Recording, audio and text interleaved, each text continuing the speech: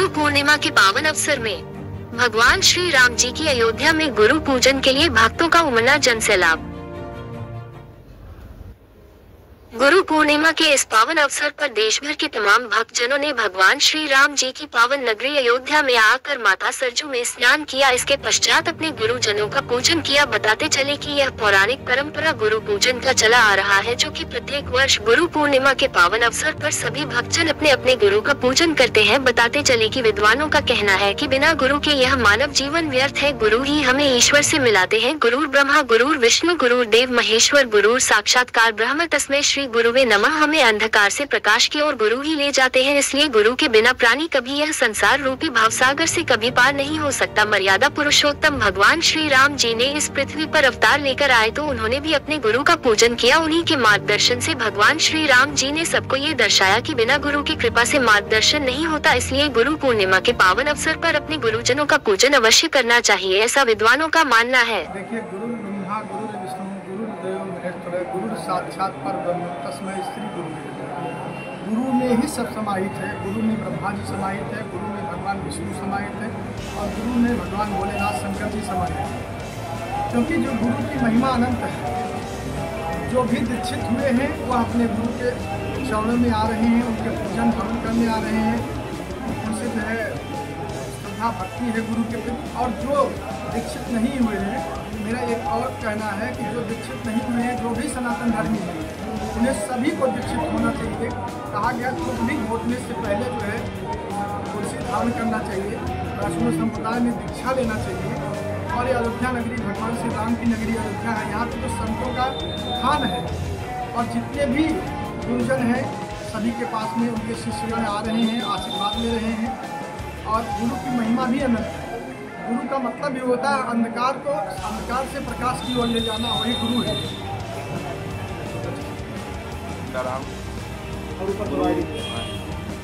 जीवन के अंधकार से प्रकाश का साक्षात्कार जो होता है जीवन में, तो गुरु के द्वारा होता है।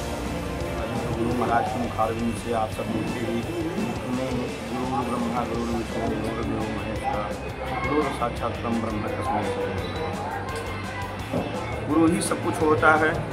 लेकिन अगर जन्म लिया गया है मनुष्य योनि में जन्म लेने के बाद अगर साधु शाही परंपरा में संत के जीवन में अगर आप आ रहे हैं, गृहस्थ में रहते हुए तो अनन्य लोग गुरु मंत्र लेते ही हैं।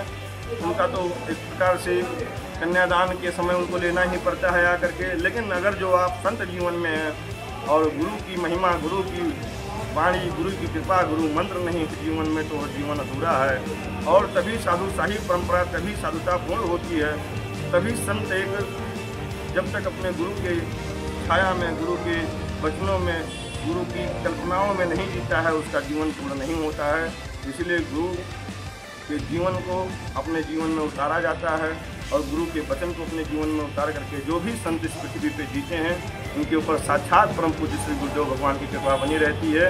और आज गुरु पूर्णिमा महोत्सव है। आप सभी देशवासियों को बहुत ढेर सारी शुभकामनाएँ परम पूज्य गुरुदेव की तरफ से, दास अभिषेक दास की भी तरफ से। और मैं ये भी कहना चाहूँगा अपने समस्त हिंदू जनमानस को, ये पहले जो हमारी परंपरा थी, ये गुरु परंपरा थी, ना कि पुत्र की परंपरा थी। हमेशा गुरु और शिष्य की परंपरा रही है। तो गुरु और शिष्य की परंपरा को निभाएं, तमाम प्रकार की चीज़ों में ना जाएं। बहुत लोग बहुत कुछ कहते हैं, लेकिन गुरु और शिष्य की परंपरा में अगर जीवन कोई भी जिएगा, चाहे वो गृहस्थ हो, चाहे वो साधु हो, चाहे वो सन्यासी हो, कोई भी। यहाँ तक कि देखिए उस्ताद कहा जाता है सब जगह, जगह जगह लोग उस्ताद भी अपना बनाते हैं। तो जीवन में गुरु रखना जरूरी है। अगर जीवन में गुरु की परंपरा से जिएंगे तो जीवन बहुत सुखमय रहेगा। का महत्व देख रहे हैं, गुरु देख रहे हैं, उसके विषय में यही कहना है कि भगवान इन लोगों की श्रद्धा भक्ति से बनाए रहे। जय श्री राम।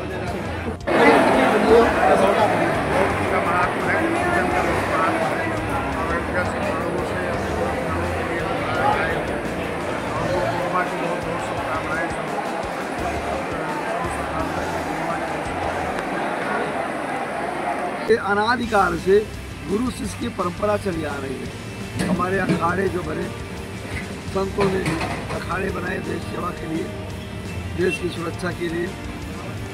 और त्रेता में राम जी रस्सी जी के शरण में रहे और द्वापर में कृष्ण जी शांतिपन जी के शरण में रहे। तो गुरु शिष्य की परंपरा आदिकाल से चली आ रही व्यास पूर्णिमा इससे मनाई जाती है कि गुरु की शक्ति प्राप्त करिए, गुरुओं की शरण में जा करिए, उनसे शक्ति प्राप्त करके संसार में जीने की शक्ति मिलती है, क्षमता मिलती है, जिससे संसार में मानव जीवन को भटकाव नहीं होता है।